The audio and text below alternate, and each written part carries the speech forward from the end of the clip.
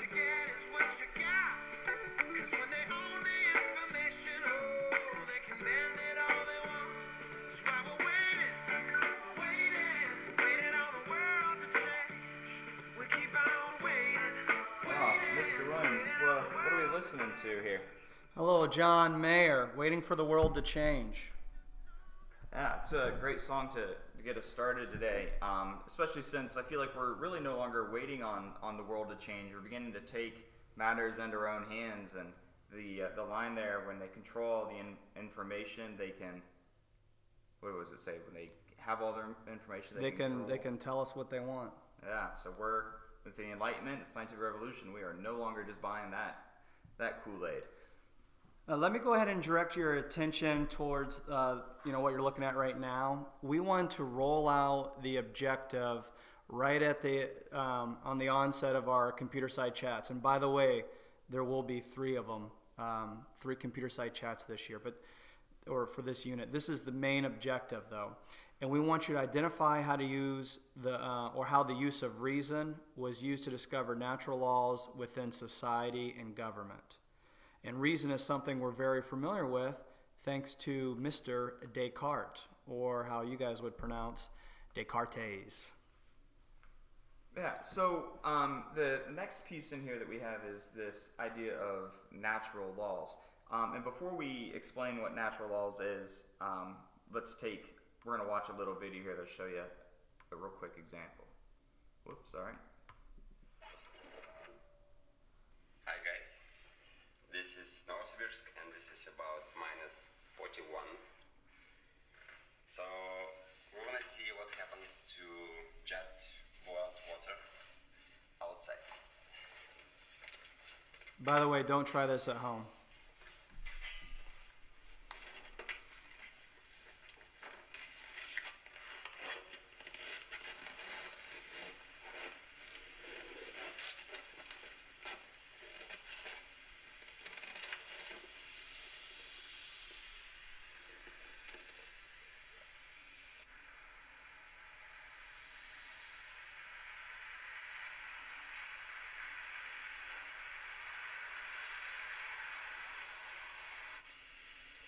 So I'm not sure how well you could tell what happened here, but he turns the boiling water into snow. And this is a good example of natural law, because no matter where you are in the world, if you were to do that, it would have the same result. Much like Newton's theory of gravity, right? It doesn't matter if you're in Ohio or if you're in North Korea.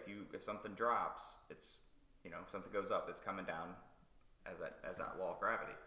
And so the Enlightenment philosophers, or what we'll call the philosophes, are going to try to apply reason into things like society and government and try to find natural laws in human behavior. And that can be a very tricky thing, just because there's so many things that go into human behavior. And being a teacher, I can tell you that human behavior is very unpredictable. So over the weekend, I tried to find my own natural law of human behavior in my home. And I was trying it out with my son, my 3-month-old. I just call him Baby Max. Can we go ahead and roll that first video here? So I'm getting ready to do patty cake. It's something I do all the time in my spare time. I'm a huge fan. And let's see Max's reaction to rolling them up.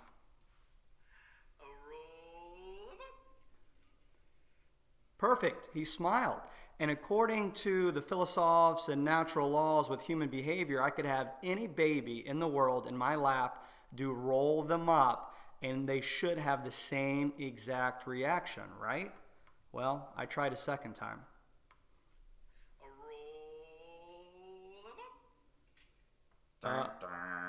Didn't work. So I try to find a natural law within my own household, and I get this picture of my son looking at me like I'm an idiot, all right? Like I'm not falling for this the second, or what was really like the 25th time. So even though that natural laws in human society, like it's going to be a really tricky thing, it doesn't stop the philosophes. And as we'll find, they actually come up with some pretty good stuff. It's not as simple as rolling them up with Baby Max. Excellent.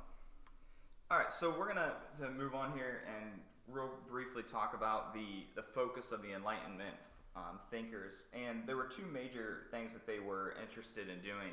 The first of which was limit the power of the government, and the second one was Yes, expanding individual rights. And there's obviously a relationship there. When you limit government power, by that relationship, you're actually expanding rights. And when you take away rights from the people, you are expanding the government power. So there's a relationship there. You take one from one, or you take power from one, it gives naturally power to the other. And you guys have already done some work looking through this and seeing how this fight is still occurring in today's world.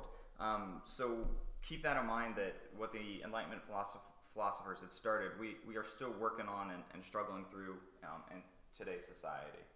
Yep, and you could see it every day. You could check it out in your daily feed of Twitter. They are still demanding those rights from their government. Here we've got a little timeline to give you some context. So if you notice, we've got the different time periods at the top with the different colors, and that they overlap some, or actually they overlap quite a bit, especially here. And the reason for that is transitions in human behavior or in society don't happen with an absolute start and end date. They gradually occur as people become more comfortable with challenging authority or trying to make change. So that's why those things overlap. And we just kind of wanted to give you a little bit of a time frame when these things were occurring. Not that we expect you to memorize that the scientific revolution was from the 1500s to the 1700s and so forth. It's a great visual, and I think it's important not to focus in on the dates to piggyback on Mr. Armstrong, but just kind of knowing the order of things in the relationship, but how the scientific revolution helped kickstart the Enlightenment. All right, so the first thing we're going to do here is we're going to go back in time just a little bit and talk about the Magna Carta, and really just kind of hit on what the goal of the Magna Carta was. The goal of the Magna Carta was, if we can remember back to what the Enlightenment thinkers focus on, the goal of the Magna Carta was to limit the power of the government and to expand individual rights. Well, that looks exactly like the Enlightenment, and why didn't the Enlightenment start in 1215? That would be my question, Mr. Armstrong. Well, in theory it should have, with King Richard here signing, well, I guess that's where it all went wrong. He never signed the Magna Carta. He put a seal on it. He stamped it. And it's actually, there's a lot of debate on whether or not he actually knew how to sign his name. But I think the more common theory anymore is that he did know how to sign his name. He just chose not to sign it. That way he could say, I never did that. I never agreed to that. I don't have to follow it. So does that answer your question? It does. So I think you're saying like the whole functionality of the document never was. It was the idea that the Magna Carta gave birth to that's so important, and it really kind of took them 400 years of life and maybe a big shot in the arm from the Reformation and the Renaissance to give them courage to continue the work that was put forth in 1215 with the Magna Carta. And so now, fast forward to the 1600s, the age of the Enlightenment, they're questioning everything and trying to find natural laws to help define the world they live in. Awesome. So just to kind of come back to this timeline for a brief moment for you. If you guys remember back to your 7th grade year, when you talked about the Reformation, you got the development of the Church of England, also known as the Anglican Church, by this guy, King Henry. And so from this point on, or in this point here, the main Church of England, or the main religion in England was the Church of England and no longer Catholicism. And that becomes important with the next element that I'm going to let Mr. Williams talk about here with the the next, or I guess it's not the next king, but a later king that sparks the glorious revolution. Yeah, we'll see who he is with the next slide. One quick thing though, King Henry VIII is the gentleman you're probably thinking of that broke off from the Catholic Church because he wanted a new wife. In fact, he wanted several. So that is the guy that you probably remember about. He's a very famous king in history. So the next slide is King James I. starts the Stuart dynasty, or continues it, I should say, but you don't have to worry about that. Main thing about King James here is that England is very divided between Catholics and Protestants, and they're very worried that King James, now that he has a male heir, is going to continue Catholic rule in England. If we can go to the next slide, I can show you that, just give you some visuals here. When King James came to the throne and he did have his male heir and he was pretty much promising Catholic rule, I think it scared the majority of England because at this time they were Protestants. So they welcomed, on our right here, William and Mary of Orange, which is actually like a territory in France, to take the throne. But the only caveat there is, because no one's really heard of Orange, France, and now you're the king or queen of England, is that you have to sign off on our Constitution. And so England, moving forward from the Glorious Revolution, is actually a constitutional monarchy. And it limits government and it expands individual rights.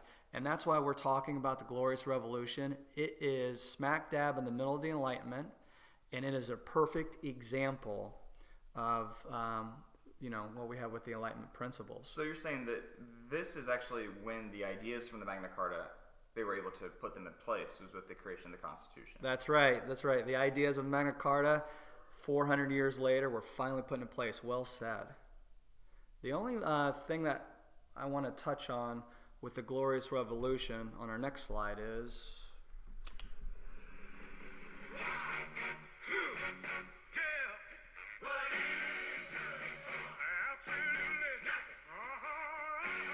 So the Glorious Revolution was a bloodless overthrow. There was no fighting, and I think that speaks volumes about people in general during this time. Everyone is just accepting that people should have rights and government should be limited. Thanks to those Enlightenment thinkers.